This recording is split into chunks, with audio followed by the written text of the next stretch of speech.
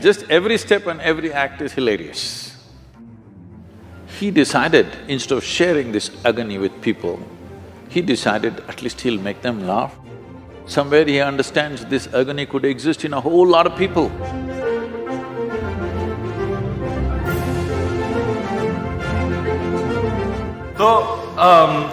So you know, there's light, darkness, black, white, yes, no. Life, death. I always find the universe to be in some kind of dichotomy, you know. And in what sense are you calling it as a dichotomy? Like, like when I have these thoughts, I'm like, there's always two things at play, you know. In every aspect of life, big, small, there's always an opposite. Can you elaborate on that? The very way you're characterizing yourself and the question that you're asking itself is a dichotomy. People always thought Charlie Chaplin was very funny.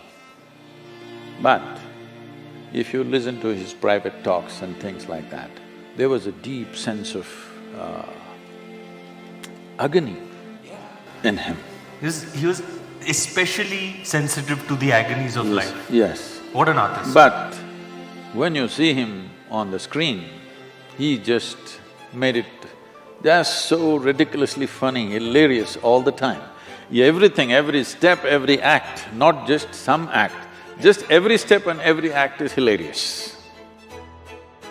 If you sit watching a Charlie Chaplin movie, you don't laugh at a particular thing, you just laugh at everything.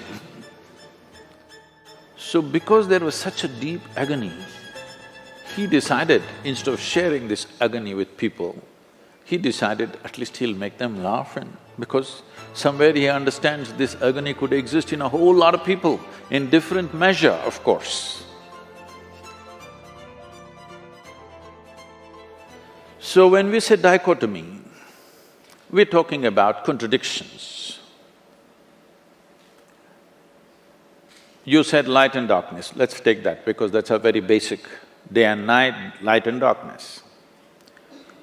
There are many ways to look at this. One fundamental way is like this. There is light right now. You know there is light right now only because you have seen darkness. Suppose, let us say, 24 hours of the day, everything from your childhood, everything was lit, you would not know what is light. So you know light only because in some way you have tasted darkness. You know what is white only because you've seen the black. You know what is a man only because you've seen a woman. You know what's a day only because you've seen a night.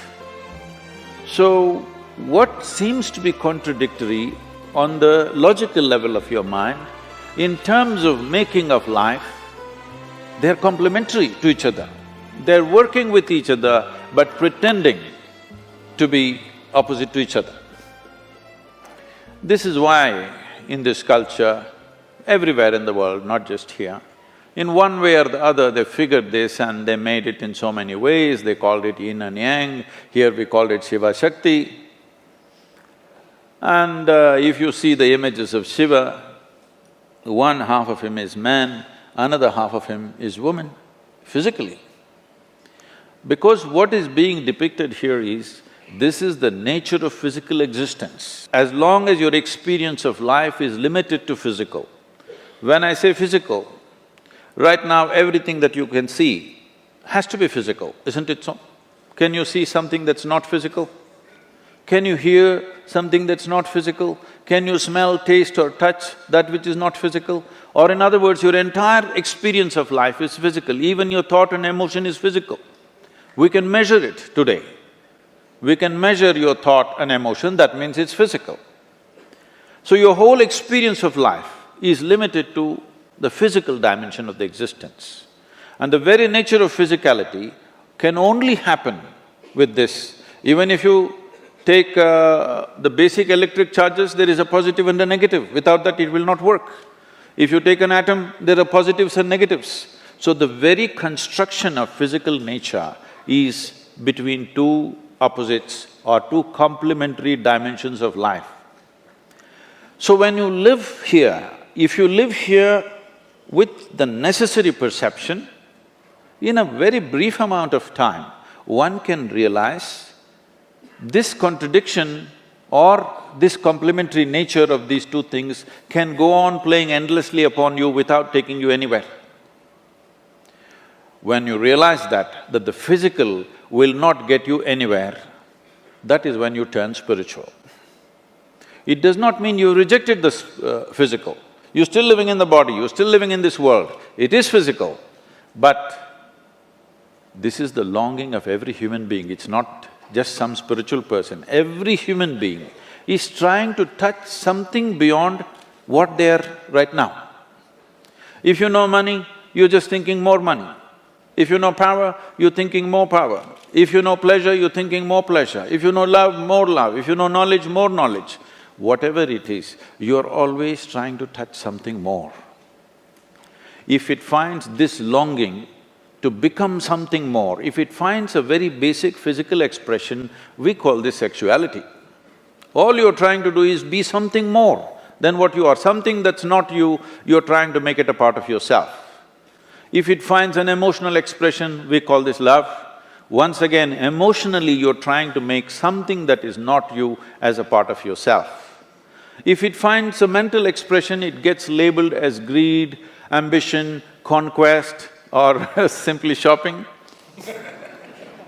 Something that's not you, you're trying to make it yourself. But if it finds a conscious expression, then we call it yoga. Yoga means union. Yoga doesn't mean twisting and turning. Yoga means union. Why do you have to know union? Because that's the nature of the existence. On the surface, it seems contradictory.